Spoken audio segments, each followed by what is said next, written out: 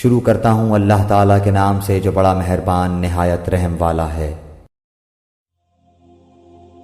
ابو ہشام مؤمل بن ہشام نے بیان کیا، انہوں نے کہا ہم سے اسماعیل بن ابراہیم نے، انہوں نے کہا ہم سے عوف نے، ان سے ابو رجا نے، ان سے سمرہ بن جندب رضی اللہ عنہ نے کہ رسول اللہ صلی اللہ علیہ وسلم جو باتیں صحابہ رضی اللہ عنہم سے اکثر کیا کرتے تھے ان میں یہ بھی تھی کہ تم میں سے کسی نے کوئی خواب دیکھا ہے، بیان کیا کہ پھر جو چاہتا اپنا خواب حضرت صلی اللہ علیہ وسلم سے بیان کرتا، اور حضرت صلی اللہ علیہ وسلم نے ایک صبح کو فرمایا کہ رات میرے پاس دو آنے والے آئے اور انہوں نے مجھے اٹھایا اور مجھ سے کہا کہ ہمارے ساتھ چلو۔ میں ان کے ساتھ چل دیا، پھر ہم ایک لیٹے ہوئے شخص کے پاس آئے جس کے پاس ایک دوسرا شخص پتھر لیے کھڑا تھا اور اس کے سر پر پتھر پھینک کر مارتا تو اس کا سر اس سے پھٹ جاتا، پتھر لڑک کر دور چلا جاتا، لیکن وہ شخص پتھر کے پیچھے جاتا اور اسے اٹھا لاتا اور اس لیٹے ہوئے شخص تک پہنچنے سے پہلے ہی اس کا سر ٹھیک ہو جاتا جیسے کہ پہلے تھا۔ کھڑا شخص پھر اسی طرح پتھر اس پر مارتا اور وہی صورتیں پیش آتی جو پہلے پیش آئی تھیں۔ حضرت صلی اللہ علیہ وسلم نے فرمایا کہ میں نے ان دونوں سے پوچھا سبحان اللہ، یہ دونوں کون ہیں؟ فرمایا کہ مجھ سے انہوں نے کہا کہ آگے بڑھو آگے بڑھو۔ فرمایا کہ پھر ہم آگے بڑھے اور ایک ایسے شخص کے پاس پہنچے جو پیٹھ کے بل لیٹا ہوا تھا اور ایک دوسرا شخص اس کے پاس لوہے کا آنکڑا لیے کھڑا تھا اور یہ اس کے چہرے کے ایک طرف آتا اور اس کے ایک جبڑے کو گدی تک چیرتا اور اس کی ناک کو گدی تک چیرتا اور اس کی آنکھ کو گدی تک چیرتا۔ عوف نے بیان کیا کہ بعض دفعہ ابو رجا راوی حدیث نے فیشق کہا، رسول اللہ صلی اللہ علیہ وسلم نے بیان کیا کہ پھر وہ دوسری جانب جاتا اور ادھر بھی اسی طرح چیرتا جس طرح اس نے پہلی جانب کیا تھا۔ وہ ابھی دوسری جانب سے فارغ بھی نہ ہوتا تھا کہ پہلی جانب اپنی پہلی صحیح حالت میں لوٹ آتی، پھر دوبارہ وہ اسی طرح کرتا جس طرح اس نے پہلی مرتبہ کیا تھا، اس طرح برابر ہو رہا ہے۔ فرمایا کہ میں نے کہا سبحان اللہ، یہ دونوں کون ہیں؟ انہوں نے کہا کہ آگے چلو آگے چلو، ابھی کچھ نہ پوچھو۔ چنانچہ ہم آگے چلے، پھر ہم ایک تنور جیسی چیز پر آئے۔ راوی نے بیان کیا کہ میرا خیال ہے کہ اس میں شور و آواز تھی۔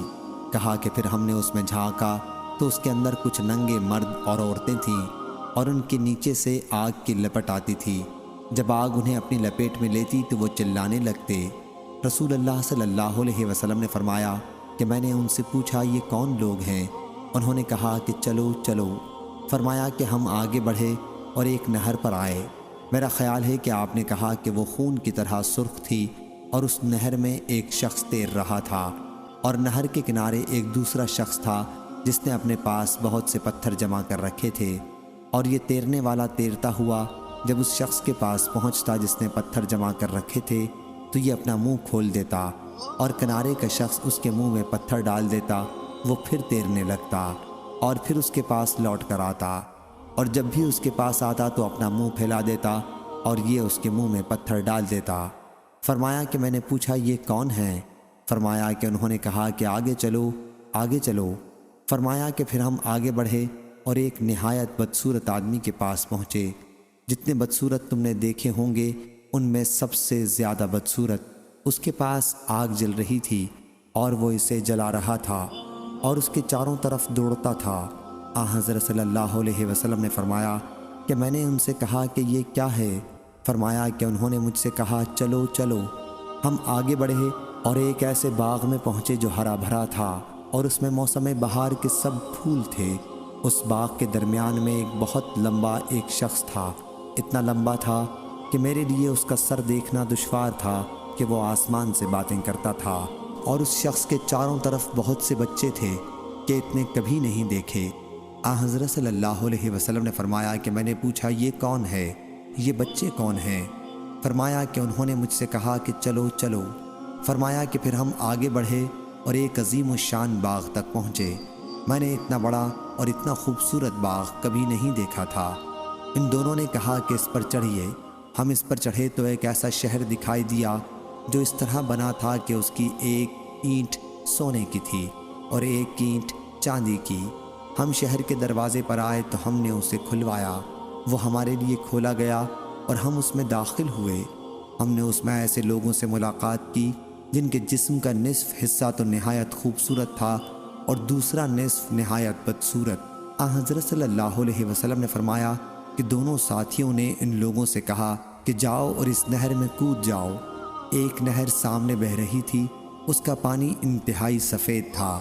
وہ لوگ گئے اور اس میں کود گئے اور پھر ہمارے پاس لوٹ کر آئے تو ان کا پہلا عیب جا چکا تھا اور اب وہ نہایت خوبصورت ہو گئے تھے۔